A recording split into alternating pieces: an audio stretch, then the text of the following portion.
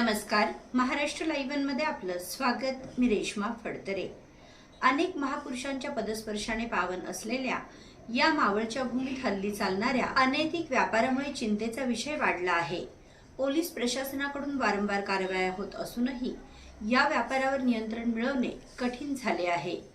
जुन्या मुंबई पुणे महामार्गालगत तळेगाव खिंड येथील युवा लॉजवर सोमवार दिनांक 13 जुलै रोजी सायंकाळी 4:30 वाजण्याच्या सुमारास अनैतिक मानवी वाहतूक प्रतिबंधक कक्ष गुन्हे शाखा पिंपरी चिंचवड यांनी केलेल्या कारवाईत आरोपी हेमंत नांजेगोंडा वय वर्ष 23 राहणार युवा लॉज तळेगाव दाभाडे व आरोपी मंजे गोंडा वय वर्ष 40 राहणार तळेगाव दाभाडे यापैकी आरोपी हेमंत गोंडा याला अटक करण्यात आली असून पोलिसांनी दिलेल्या माहितीनुसार या दोनही आरोपींनी त्याच्या आर्थिक फायद्याकरिता दोन पीडित महिलांना पैशाचे आमिष दाखवून त्यांच्याकडून वेश्या व्यवसाय करून घेऊन त्यातून मिळालेल्या रकमेतून स्वतःची उपजीविका भागवत असताना मिळून आल्याने या दोनही आरोपींविरोधात महिला पोलीस हवालदार श्रद्धा भरगुडे नेमणूक अनैतिक मानवी वाहतूक प्रतिबंध यांच्या फिर्यादीनुसार तळेगाव दाभाडे पोलीस स्टेशन येथे गुन्हा दाखल करण्यात आला आहे.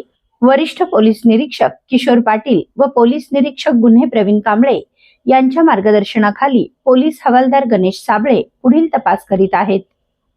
आपल्या परिसरातील घडामोडी जाणून घेण्यासाठी महाराष्ट्र लाईव्ह सबस्क्राईब करा व बेल आयकॉन प्रेस करायला विसरू नका. धन्यवाद.